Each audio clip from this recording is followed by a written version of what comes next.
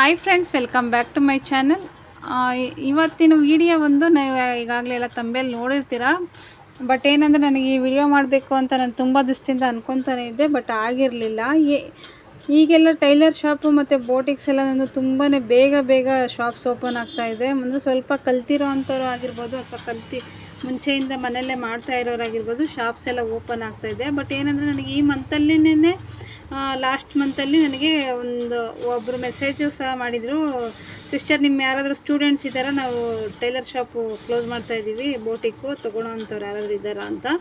ಮತ್ತು ಅದಲ್ದಿರೇ ಸಪ್ರೇಟಾಗಿ ಒಂದೆರಡು ಶಾಪ್ಸು ಸಹ ನನಗೆ ಸೇಲಿಂಗಿಗೆ ಬಂದಿತ್ತು. ಅಂದರೆ ನೀವು ತೊಗೋತೀರಾ ಅಥವಾ ಬೇರೆಯವ್ರು ಯಾರಾದರೂ ತೊಗೊಳೋರಿದ್ರೆ ಹೇಳಿ ಅಂತ.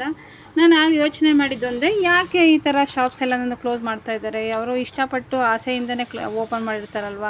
ಅವ್ರು ಓಪನ್ ಮಾಡಿದ್ದು ಎಷ್ಟು ದಿವಸ ಆಗಿದೆ ಅಂತ ಏನಾದರೂ ಕೇಳಿದ್ರೆ ಕೆಲವರು ಹೇಳ್ತಾರೆ 6 ಮಂತು, ಕೆಲವರು 1 ಇಯರು ಅಥವಾ ಕೆಲವರು 8 ಮಂತು ಈ ಥರ ಹೇಳ್ತಾ ಇದ್ದಾರೆ.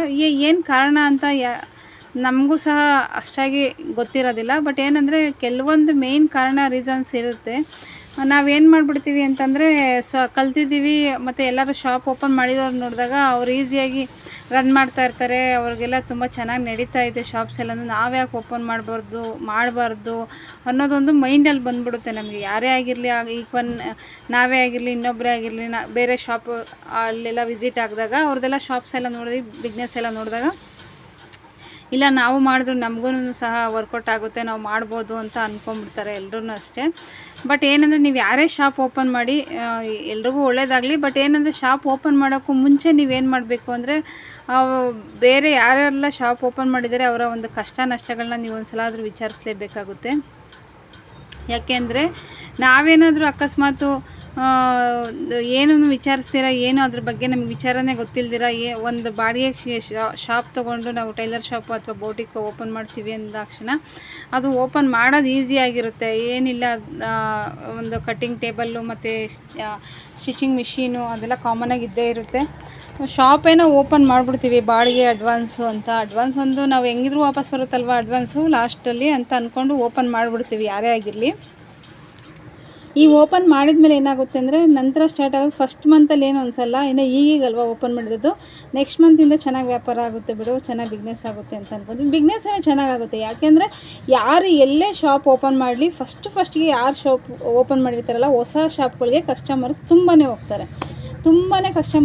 ನಾನು ಅದನ್ನು ಒಪ್ಕೊತೀನಿ. ಯಾಕೆ ಅಂದರೆ ಶಾಪು ಹೊಸ್ದಾಗಿ ಓಪನ್ ಮಾಡಿದರೆ ಯಾವ ಥರ ಫಿಟ್ಟಿಂಗ್ ಕೊಡ್ಬೋದು ಮತ್ತು ಕನ್ಸೆಕ್ಷನ್ ಇರುತ್ತೆ, ಅದರಲ್ಲಿ ರೇಟು ಸಹ ಕಡಿಮೆ ಮಾಡ್ಬೋದು ಅನ್ನೋದು ಕಸ್ಟಮರ್ಸ್ ಮೈಂಡಲ್ಲಿ ಫಿಕ್ಸ್ ಆಗಿಬಿಟ್ಟಿರುತ್ತೆ.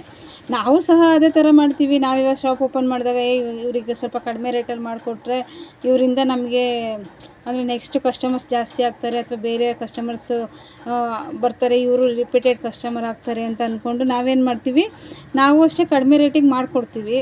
ಮತ್ತು ನಂತರ ಕಸ್ಟಮರ್ಸು ಜಾಸ್ತಿ ಬರ್ತಾರೆ. ಅದಾಗಿ 1 ತಿಂಗಳು 2 ತಿಂಗಳು ಆಗ್ತಾ ನಮಗೆ ಏನಾಗುತ್ತೆ, ನಾವು ಅದರಲ್ಲಿ ಫಸ್ಟ್ ಮಂತ್ ಆಗಿರಲಿ ಸೆಕೆಂಡ್ ಮಂತ್ ಆಗಿರಲಿ ಕೆಲವರು ಕೌಂಟ್ ಮಾಡೋದಿಲ್ಲ.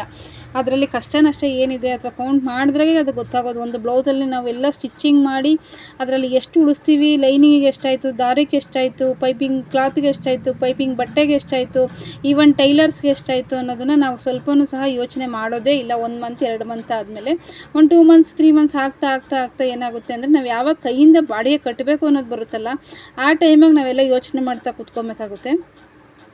ಆ ಟೈಮಲ್ಲಿ ಯೋಚನೆ ಮಾಡ್ತಾ ಕುತ್ಕೊಳೋ ಬದಲು ನೀವು ಫಸ್ಟೇ ಯೋಚನೆ ಮಾಡಿ.